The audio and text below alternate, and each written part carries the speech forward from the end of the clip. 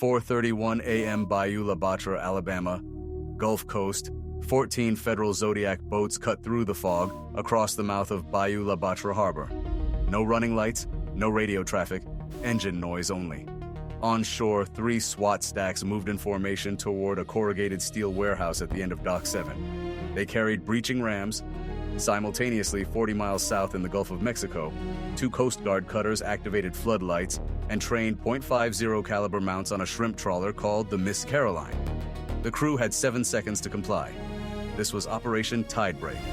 January 14, 2026, 280 federal agents across 2 states. Homeland Security investigations, ICE enforcement and removal operations, the U.S. Coast Guard and local SWAT units from 3 counties, all moving at once. 7 stash houses, 14 commercial trawlers. 1 target, a $220 million human smuggling pipeline hidden inside a legitimate seafood business. The fleet belonged to a man named Gerald Raymond Hebert, 61 years old, 3rd-generation shrimper, president of the Gulf Coast Maritime Heritage Foundation, donor to the Bayou La Batre Volunteer Fire Department. He had a plaque on the wall at the local Rotary Club. For 4 years, his trawlers had been moving human beings through the Gulf of Mexico. To understand how a commercial fishing fleet became one of the largest maritime human smuggling operations in U.S. history, you have to go back to how the Gulf Coast seafood industry works. Bayou La Batre is a town of 2,500 people at the southern tip of Mobile County, Alabama. It calls itself the seafood capital of Alabama. The local economy runs on shrimp, has for a century. Dozens of commercial fleets operate out of the harbor, heading into the Gulf for weeks at a time. Trawlers go out, trawlers come back. Nobody tracks them with precision. The Coast Guard conducts random safety inspections, but the fleet is large, the water is vast, and the resources are limited. Hebert's company, Gulf Meridian Seafood LLC, operated 14 trawlers ranging from 65 to 85 feet. The company supplied shrimp and oysters to distributors across Alabama, Mississippi, Louisiana, Texas, and Florida. Revenue on paper, $8 to $12 million a year. Legitimate accounts. Real product, real customers, real employees with W-2s. That was the surface. Beneath it, Gulf Meridian's trawlers had been modified. 6 of the 14 vessels contained hidden compartments welded beneath the fish holds. Each compartment could hold between 18 and 25 people. They were accessed through hydraulic panels disguised as bilge pump housings. The engineering was professional. These weren't crude smuggling modifications. They were built by a marine welder in Pascagoula, Mississippi, who had previously worked in offshore oil rig construction. The operation followed a fixed pattern. A trawler would leave Bayou La Batre on a standard multi-day shrimping run. Legitimate catch, legitimate coordinates reported to the harbor master. Between 30 and 50 miles offshore at a pre-arranged GPS waypoint, the trawler would rendezvous with 1 or 2 pangas, open-hulled fiberglass boats, 25 to 30 feet long, the same type used by drug cartels for coastal runs. The pangas carried people, groups of 15 to 25 at a time, mostly Guatemalan and Honduran nationals, though HSI later identified individuals from El Salvador, Nicaragua, and southern Mexico. They had been transported from staging areas in Tamaulipas, Mexico, loaded onto the pangas at night and sent north across the Gulf. The maritime crossing took 18 to 36 hours depending on weather and sea state. Conditions in the pangas were extreme. Open water, no shelter, minimal food or water. At the rendezvous point, the migrants were transferred to the trawler. They climbed from the panga onto the trawler's deck, then descended into the hidden compartments. The compartments had no ventilation system. Temperatures inside could exceed 100 degrees Fahrenheit. The trawler would then continue its shrimping run, sometimes for another 24 to 48 hours before returning to port. At the dock, the unloading happened during normal commercial operations. Fish came off the boat. Ice was loaded, fuel was pumped. While this was happening, the migrants would be moved from the compartments into refrigerated box trucks parked at the dock. The trucks belonged to Gulf Meridian's distribution fleet, the same trucks that delivered shrimp to restaurants. They didn't deliver the people to restaurants, they delivered them to safe houses. Gulf Meridian operated 7 safe houses across 2 states, 4 in Alabama, 2 in Bayou La Batre itself, 1 in Irvington, 1 in Semis, 3 in Texas, 2 in Port Arthur, and 1 in Beaumont. The safe houses were rented under the names of Shell LLCs. Utilities were paid in cash. Neighbors, when later interviewed by federal agents, described them as quiet properties with occasional truck traffic. The migrants stayed in the safe houses for 2 to 5 days. During that time, they were told the cost of their passage, $8,000 to $14,000 per person. Almost none of them could pay. That was by design. Gulf Meridian's network had a second layer. Hebert's operation didn't just smuggle people, it placed them. The migrants were transported from the safe houses to poultry processing plants in Mississippi and Arkansas. Tyson Foods subcontractors, smaller operations, plants where the demand for labor was constant and the oversight was thin. The workers were employed under fraudulent documents, Social Security numbers purchased in bulk. The wages were real, but they weren't for the workers. Gulf Meridian's associates collected a portion of each paycheck, 40 to 60%, as repayment for the passage debt. At $14,000 in debt and losing more than half their wages, the average worker needed 18 months to 2 years to pay off the obligation. Some never did. Interest was added. Housing fees were deducted. Medical costs were charged at inflated rates. The debt grew. This was textbook debt bondage, forced labor enforced through financial coercion. Federal prosecutors would later classify it as labor trafficking under 18 U.S.C. Section 1589. Over 4 years between 2022 and 2026, HSI estimates that the network moved approximately 1,400 individuals through this pipeline. Revenue from the smuggling fees and the debt bondage labor exceeded $220 million. Gerald Hebert's personal accounts showed a different picture. Modest house, 2 trucks, a base boat. The money didn't sit in bank accounts. It moved. HSI financial analysts eventually traced it through a layered system of wire transfers to accounts in Belize, Guatemala, and the Cayman Islands.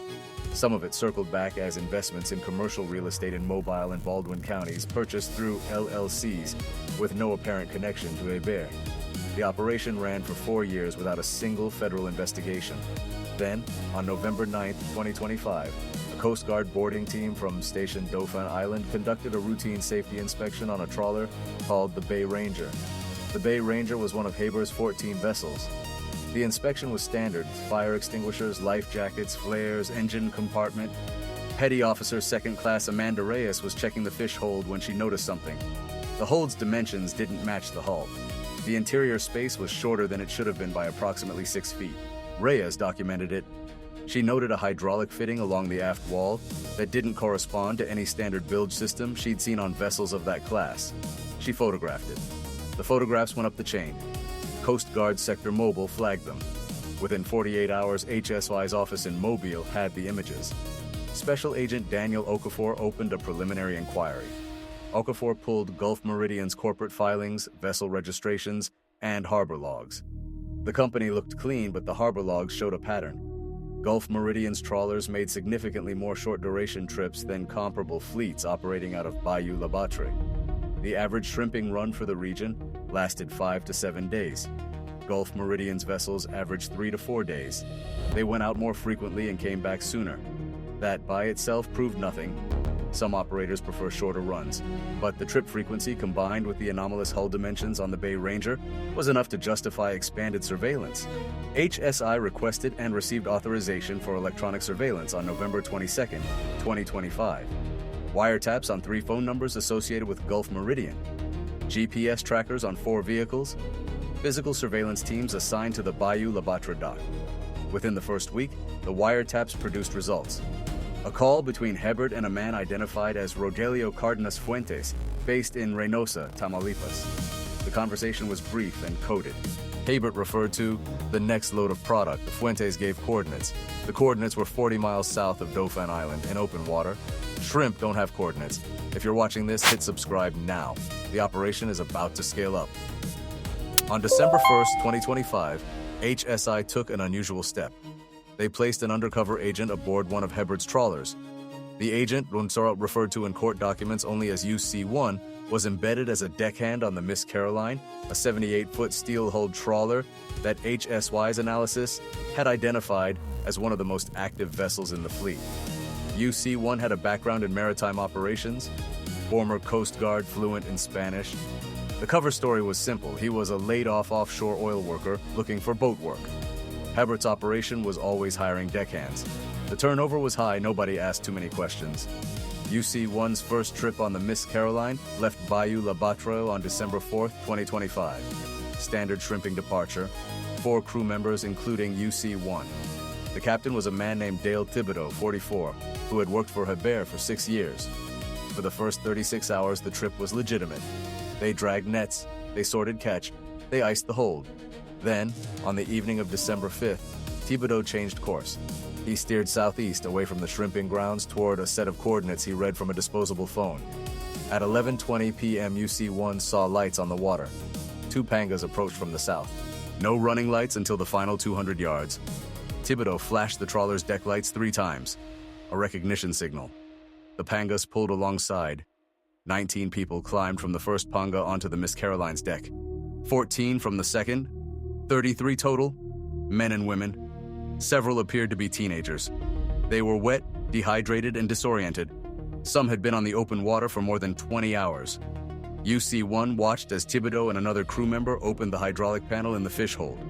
The hidden compartment beneath was approximately 6 feet wide, 14 feet long, and 4 feet high. 33 people were directed into that space. The panel was sealed. UC-1 recorded the GPS coordinates, the time, and the number of individuals. He had a concealed recording device. The audio captured Thibodeau telling the crew, "Keep the nets dragging, we're fishing until morning." The Miss Caroline returned to Bayou La Batre on the evening of December 6th. The unloading followed the pattern HSI had suspected. Fish came off first, then after dark, a refrigerated truck backed up to the dock. The 33 migrants were moved from the compartment into the truck in groups of 8 to 10. UC-1 remained on the vessel.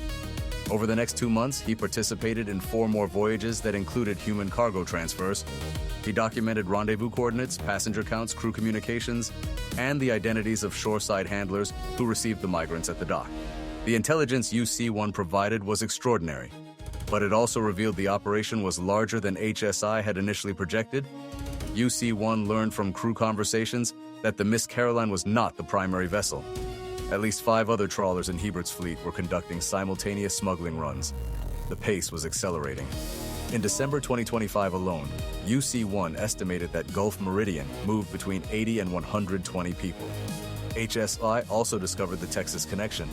Intercepted communications between Hebert and associates in Port Arthur revealed a parallel docking operation.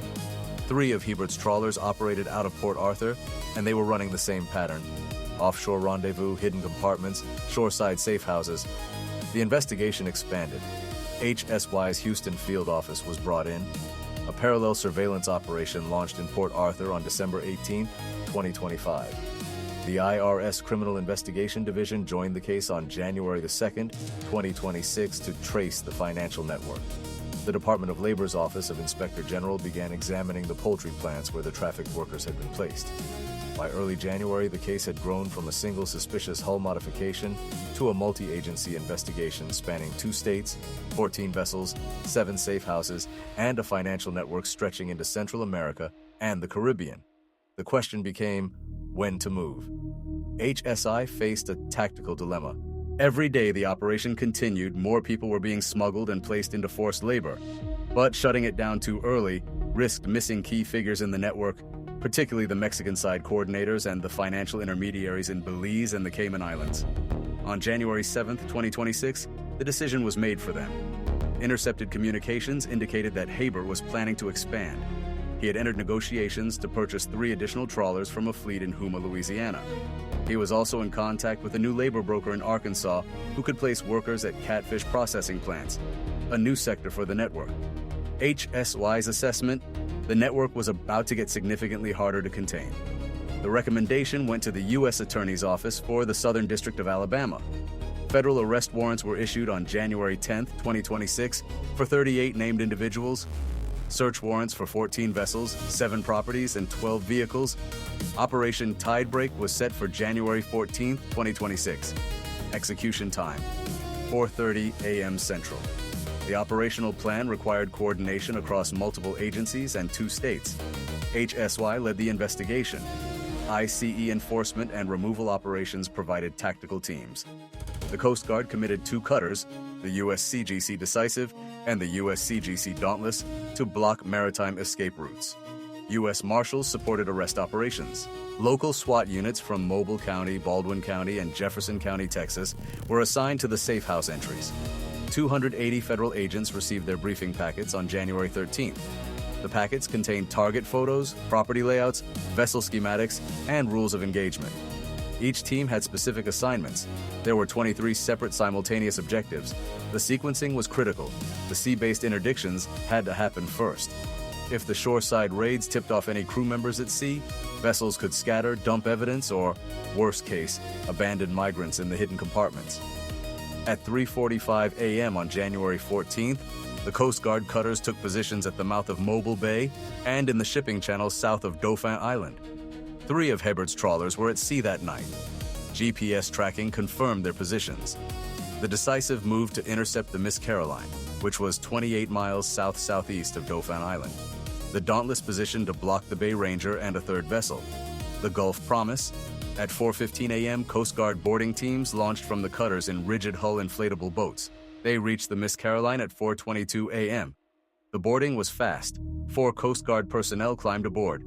Thibodeau was at the helm. He did not resist. 2 crew members were detained on the aft deck. A 4th was found in the engine room. The boarding team opened the hydraulic panel in the fish hold. 21 people were inside. The compartment temperature was 97 degrees. 2 individuals required immediate medical attention for dehydration. A Coast Guard corpsman administered IV fluids on the deck. The Bay Ranger was boarded at 4:28 a.m. No individuals were found in its hidden compartment, but the compartment itself was documented. The same hydraulic panel design, the same dimensions. Residual evidence inside: clothing, water bottles, a child's shoe. A child's shoe. HSI forensic teams later recovered DNA from 14 different individuals inside that compartment. At 4:30 a.m. exactly, the shoreside operations launched. In Bayou La Batre, SWAT teams hit 2 safe houses simultaneously. The first was a single-story cinder block structure on Paget Switch Road, less than a quarter mile from the commercial docks. Entry team used a breaching ram on the front door. Inside, agents found 11 migrants, 7 men and 4 women. They were sleeping on mattresses on the floor. The house had no furniture, a single bathroom, a padlocked exterior door. The second, Bayou La Batre safe house, was a double-wide trailer on Alba Club Road. 14 migrants inside, same conditions, mattresses, no furniture, padlocked from the outside. Leave a comment below. What should happen to operators who lock people in from the outside? In Irvington, Alabama, a third safe house was raided at 4:33 a.m. This was the largest, a rented warehouse space that had been partitioned into sleeping areas with plywood dividers.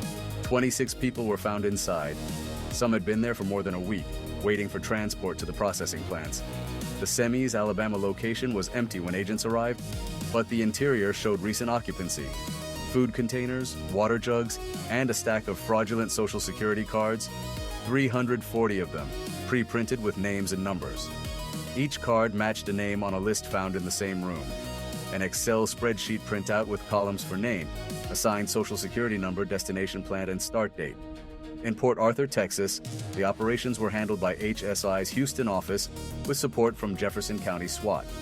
2 safe houses were hit at 4:30 a.m. Central, synchronized with the Alabama operations. The first, on 9th Avenue, contained 9 migrants. The second, on Twin City Highway, contained 17. The Beaumont, Texas safe house was the most fortified. Steel-reinforced doors, bars on the windows. When agents breached the front entrance, they found not migrants but records. Filing cabinets containing 4 years of operational documentation, ledgers, handwritten logs of vessel departures and passenger counts, payment records from the labor brokers, wire transfer receipts, a laptop with encrypted files. HSI's digital forensics team would spend 3 months processing the contents of that laptop. By 5:15 a.m. on January 14th, all 23 objectives had been secured. No shots fired, no agents injured.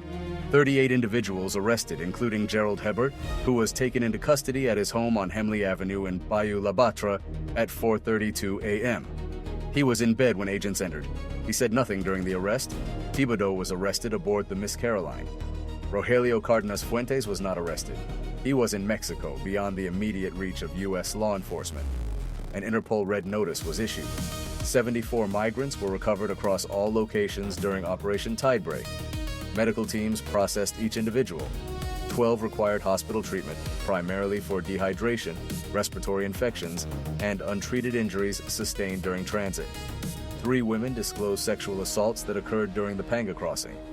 In the days following the raid, HSI expanded the investigation to the labor trafficking component. Agents visited poultry processing plants in Forest, Mississippi, and DeQueen, Arkansas. Plant managers initially denied knowledge of undocumented workers. Payroll records told a different story.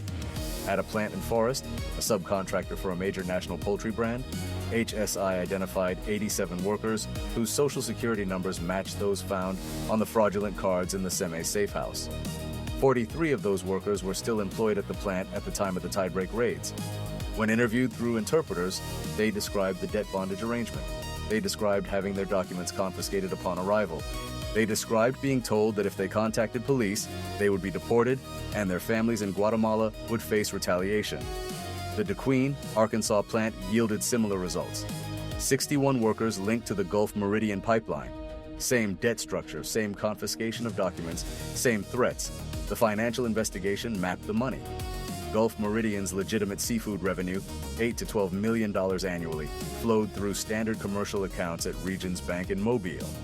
The smuggling revenue traveled a different route. Payments from the labor brokers, the intermediaries who placed workers at the plants and collected the debt repayments, were made in cash. That cash was deposited in small increments, always under $10,000, into accounts held by a network of shell LLCs. From those accounts, the money was wired to a bank in Belize City. From Belize, it moved to the Cayman Islands.